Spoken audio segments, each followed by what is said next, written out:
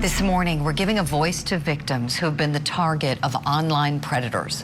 Children like Maria Gomez-Perez, who went missing for 60 days, only to be found with a 31-year-old man 600 miles away. Authorities say that Maria and Antonio Augustin had been messaging online for some time before he drove from Ohio all the way to Gainesville, Georgia to pick her up. But eventually, Maria reached out. The break in the case came last week when Maria contacted her father via Facebook Messenger. She had created a new Facebook page so she could reach out to him to tell him that she was okay and that she was not coming home. And she also asked him to stop looking for her. Now, Augustin's facing several felony charges, and Maria is back in Georgia. But this morning, it's unclear if she is at her home or with Child Protective Services. We know that she was expressing a want to leave her home, and we don't know why. We have a very special guest on the program joining us this morning to talk about this case and to offer some great safety advice and tips. Internet and child safety advocate Alicia Kozak is with us. Alicia, wonderful to see you. Thanks for coming back on the program. We had you a few years ago, and you've been doing tremendous work. We enjoy following all of the speaking you do and the advocacy work online. And so thank you for coming back. You are the first documented survivor in America of an online predator. Your story is remarkable. You are incredibly impressive.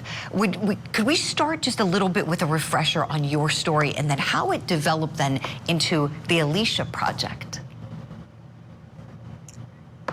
When I was 13 years old, I was groomed and lured from my home by an online predator. This was back in 2002, before anybody really talked about internet safety. There were no stories, there were no seminars, there were no PSAs. There wasn't anything to know how dangerous it could be. And looking back from where we are today, it's really easy to say, oh, I understand the risks now.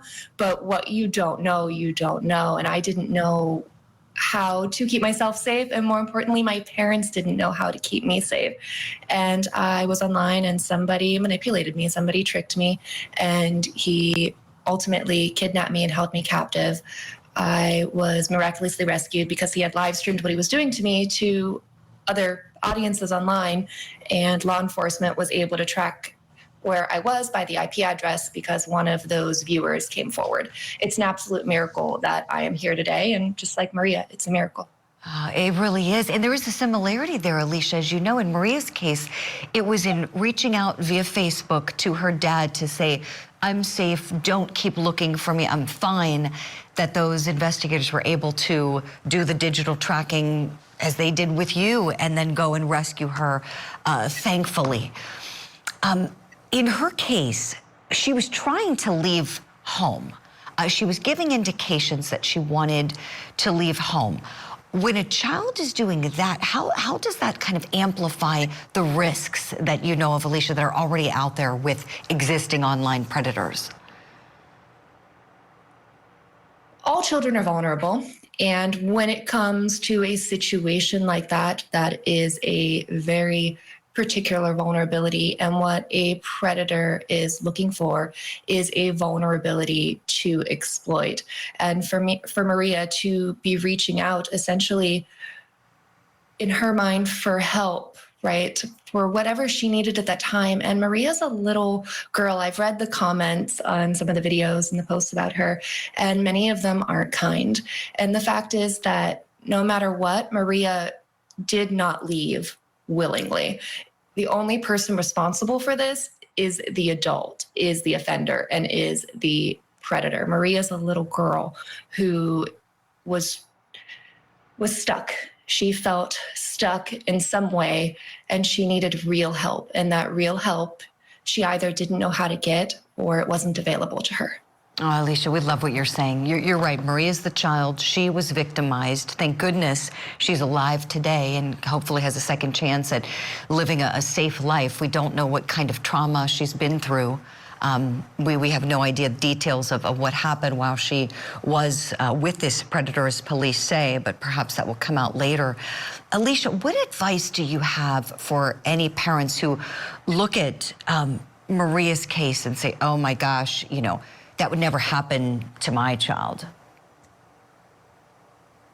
That was exactly what I was actually going to say, is that never look at a story like this and say that could never happen to my child, that my child would never do that. I speak in schools quite frequently, and I can tell you that more children than ever now are meeting people in person that they first met online. Children are so active online, and you have to keep up. The world that you may have grown up in online is a completely different world. The dangers are different. The accessibility is different. And children's comfort level online is so different. So you really have to talk to your children about online dangers and the dangers of where we are today, and look at different topics of the different social media apps, but also artificial intelligence and all these different sort of avenues now that predators have to exploit children. But then you need to monitor what your children are doing. And I don't mean necessarily that you're snooping and you're trying to get them in trouble, but that you can keep ahead of what's going on and you can pay attention. If something does go wrong, you can bring it up and maybe you can get ahead of it. And then most importantly, I really think that you must let your child know that they can come to you with absolutely anything, and you're not going to make sure they get in trouble or take away their device, that it's not about punishing them, that it is only about keeping them safe. And there's nothing that they could ever say that would make you, that you were so upset that you would no longer love them or care for them, that all that matters is their safety, and that you as an adult understand how dangerous this can be, how people can be so good at manipulating you, and that you can be there to support them, because children are looking for help. I actually require now in my presentations, I require two things. I require a police officer or a school resource officer and a counselor, because I'm getting so many disclosures and so many cries for help that I need to have an immediate access to get these children to where they need to go. Wow. Alicia, you are doing such wonderful work. You really are a gift to the planet. You have turned a horribly upsetting situation into tremendous advocacy, education, awareness, and helping children all over and their parents prevent this sort of thing.